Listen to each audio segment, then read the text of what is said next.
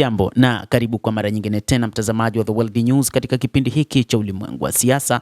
Naitwa Adam Hussein.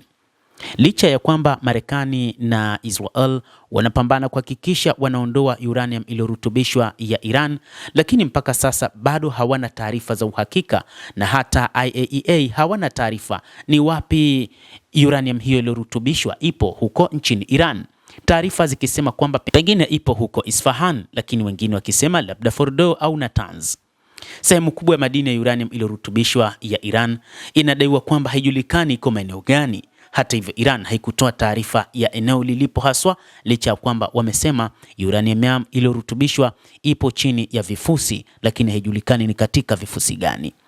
Sehemu hiyo kubwa ya madini iliyorutubishwa nchini Iran, kwa baadhi ya taarifa inadaiwa kwamba huenda iko kwenye jengo la nyuklia la Isfahan ambalo lilipigwa katika vita vya siku 12 mwezi Juni wakati wa operesheni ya Rising Lion na Epic Fury. Hii ni kwa mujibu wa mkuu wa shirika la kimataifa la nishati atomiki IAEA, Rafael Gross, ambaye ameieleza Associated Press katika mahojiano ya wiki hii mnamo Jumanne.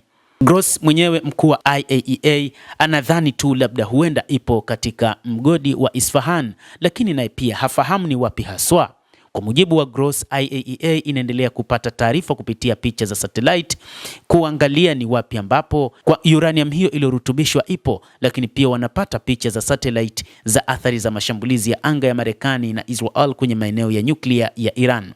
Mnamo Juni 9 mwaka 2025, kabla tu ya vita kuanza, picha kutoka kwa satellite ya Airbus zilionyesha lori lenye makontena 18 ya buluu likiingia kwenye kituo cha teknolojia ya nyuklia cha Isfahan, huku akidhani kwamba pengine huko ndiko ilipo nyuklia ya Iran. Makontena hayo yanaaminika kuwa na uranium iliyorutubishwa sana na huenda hajahamishwa mpaka sasa, AP ilisema.